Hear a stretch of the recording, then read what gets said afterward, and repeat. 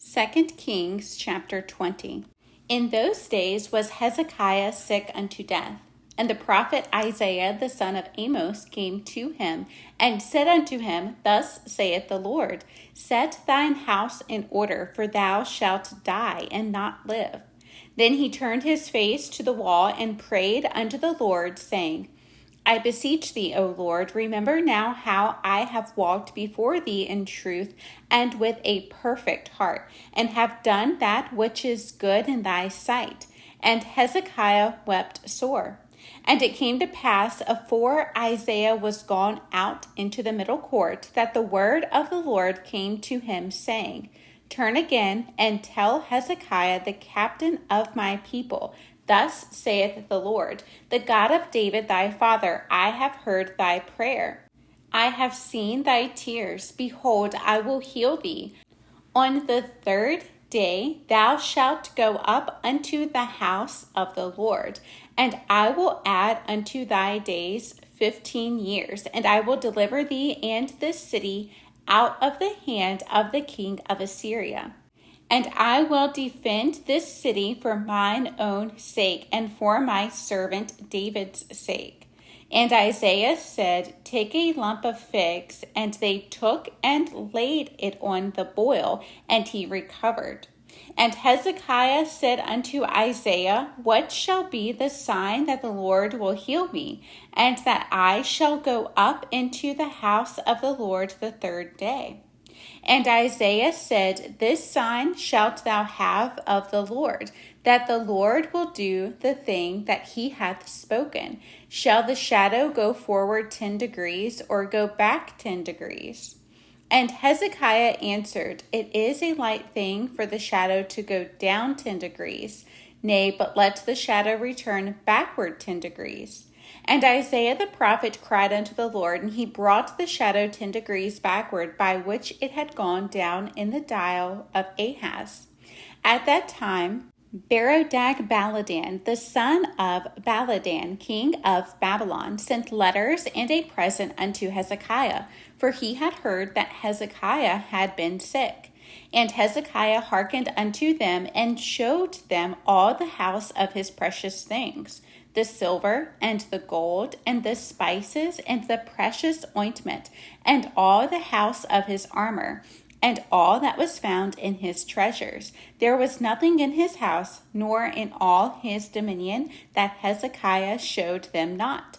Then came Isaiah the prophet unto King Hezekiah, and said unto him, What said these men? And from whence came they unto thee? And Hezekiah said, They are come from a far country, even from Babylon. And he said, What have they seen in thine house? And Hezekiah answered, All the things that are in mine house have they seen. There is nothing among my treasures that I have not showed them. And Isaiah said unto Hezekiah, Hear the word of the Lord. Behold, the days come that all that is in thine house, and that which thy fathers have laid up in store unto this day, shall be carried into Babylon. Nothing shall be left, saith the Lord.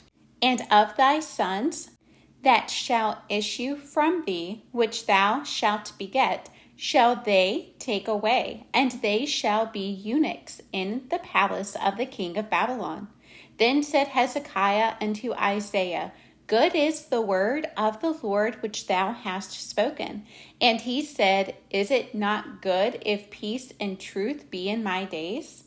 And the rest of the acts of Hezekiah, and all his might, and how he made a pool and a conduit, and brought water into the city, are they not written in the book of the Chronicles of the kings of Judah? And Hezekiah slept with his fathers, and Manasseh his son reigned in his stead.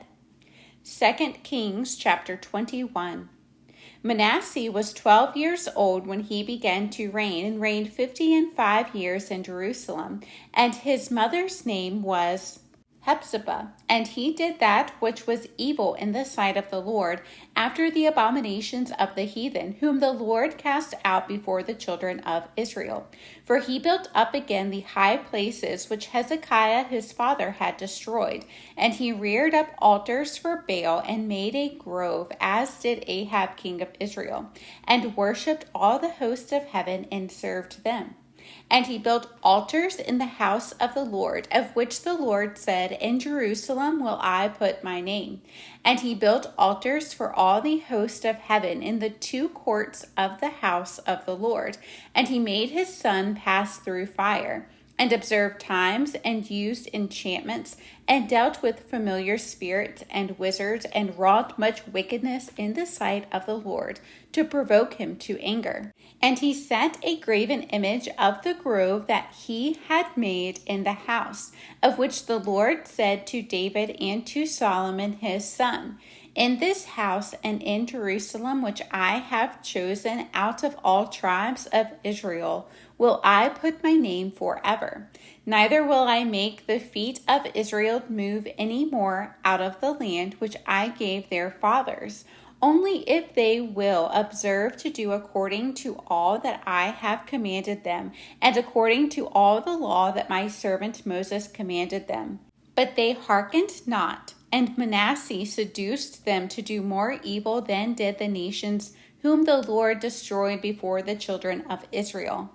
And the Lord spake by his servants the prophets, saying, Because Manasseh king of Judah hath done these abominations, and hath done wickedly above all that the Amorites did, which were before him, and hath made Judah also to sin with his idols, therefore, thus saith the Lord God of Israel, Behold, I am bringing such evil upon Jerusalem and Judah, that whosoever heareth of it, both his ears shall tingle. And I will stretch over Jerusalem the line of Samaria, and the plummet of the house of Ahab. And I will wipe Jerusalem as a man wipeth a dish, wiping it and turning it upside down. And I will forsake the remnant of mine inheritance, and deliver them into the hand of their enemies, and they shall become a prey and a spoil to all their enemies, because they have done that which was evil in my sight, and have provoked me to anger, since the day their fathers came forth out of Egypt, even unto this day. Moreover, Manasseh shed innocent blood very much, till he had filled Jerusalem from one end to another, beside his sin wherewith he made Judah to sin, in doing that which was evil in the sight of the Lord.